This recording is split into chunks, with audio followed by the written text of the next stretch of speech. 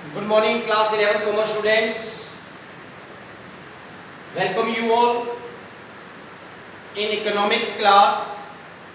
Today, as you know, our current chapter which is in progress is price elasticity of demand, where we discussed the meaning of price elasticity. Number 2, degrees of price elasticity. Number 3, how to measure price elasticity. That is whether demand is elastic or inelastic. First method we discussed percentage method. In percentage method we told the formula, that is percentage change in demand upon percentage change in price, or delta Q upon delta P into P upon Q. Now today we are going to study another method, that is point or geometric method. Point or geometric method. So in order to use this method, what we are going to do, let us take a demand curve touches to both axes. एक ऐसा curve लेते हैं जो दोनों x axis और y axis को touch करता है. This is our demand curve which is denoted by A and B. Now this formula we are going to use lower segment of demand curve divided by upper segment of demand curve. How to use it? Let us see. Number 1, suppose the demand of a commodity,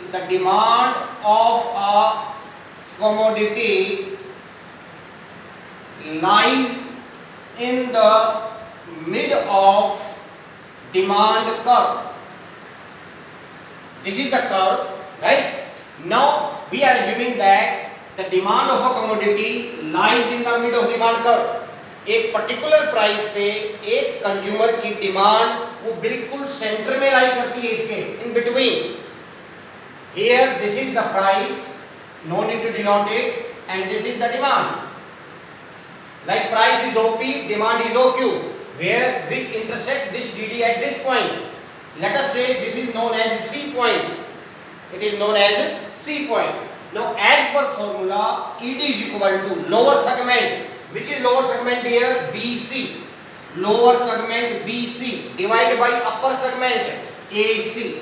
Lower segment upon upper segment. And here demand lies in the mid of the demand curve.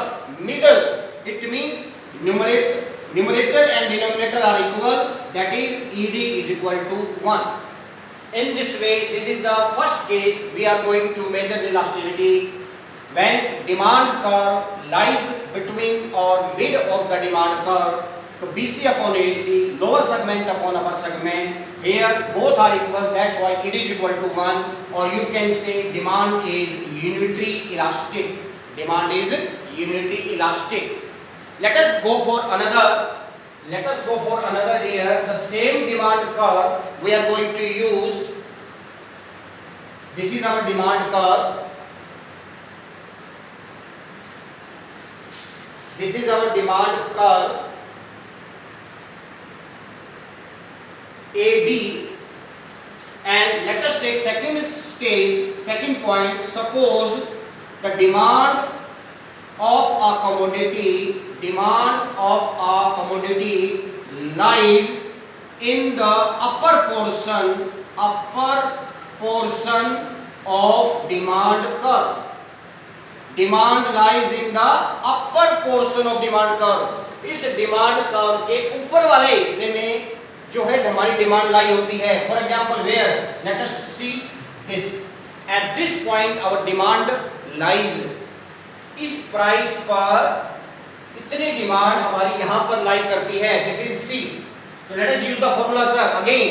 ED is equal to lower segment. What is lower segment? BC. Lower segment is BC divided by upper segment is AC. If you see over here, numerator is more, denominator is less, so our elasticity of demand will be greater than 1, or it is known as elastic. इसको हम क्या भी नाम देंगे? Elastic का भी नाम देंगे. तो this is the second case, how elasticity of demand is greater than 1. So these were two cases. Let us go for third case. Number 3, when demand lies in the lower portion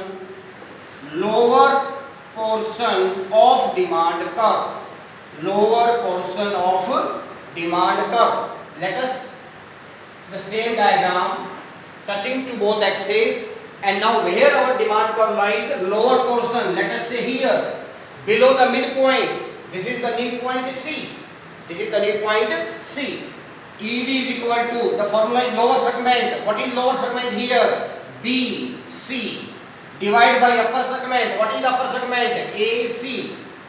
You see over here, our numerator is less, denominator is more. That's why ED will be less than 1, or it is also known as inelastic. It is known as inelastic, or it is also known as less than 1. And number 4, when DD, demand, lies on x-axis. When demand lies on x-axis, this is the fourth case we are going to take. हमारी demand कहाँ लाई कर रही है? x-axis के ऊपर, on x-axis. Say here, हमारी demand इसी पर लाई करती है, तो ये C पॉइंट भी है यहाँ पर. तो let us apply the formula. ED is equal to BC upon AC. BC upon AC.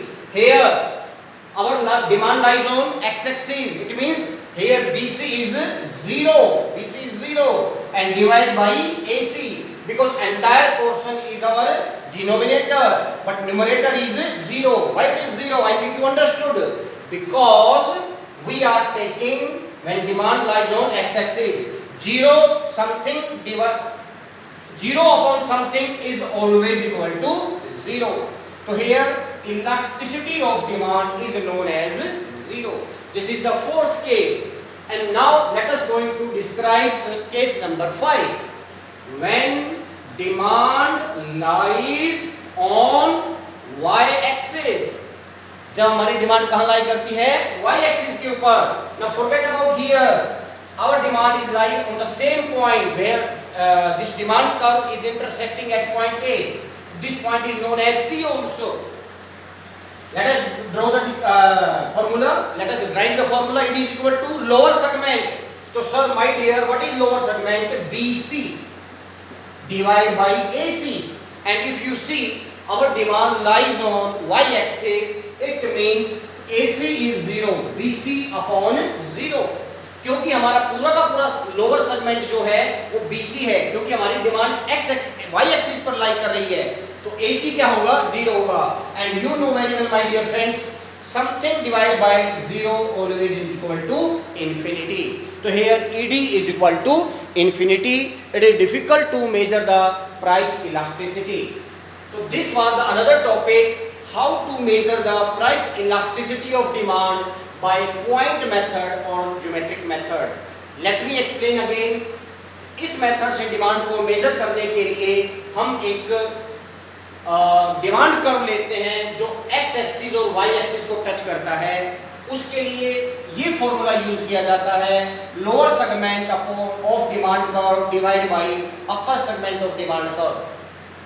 तो सबसे पहले मैंने केस लिया, जब हमारा डिमांड कर्व है वो हमारी जो डिमांड है वो सेंटर में लाई करती है, इस डिमांड कर्व पे सेंटर में टच करती है, तो उस केस में हमारी ED इज इक्वल टू 1 होगी, यूनिटी होगी.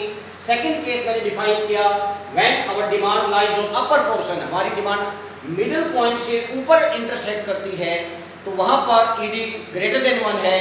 और थर्ड केस में I told you, when demand lies in the lower portion of demand curve, that is middle point से नीचे लाई करती है.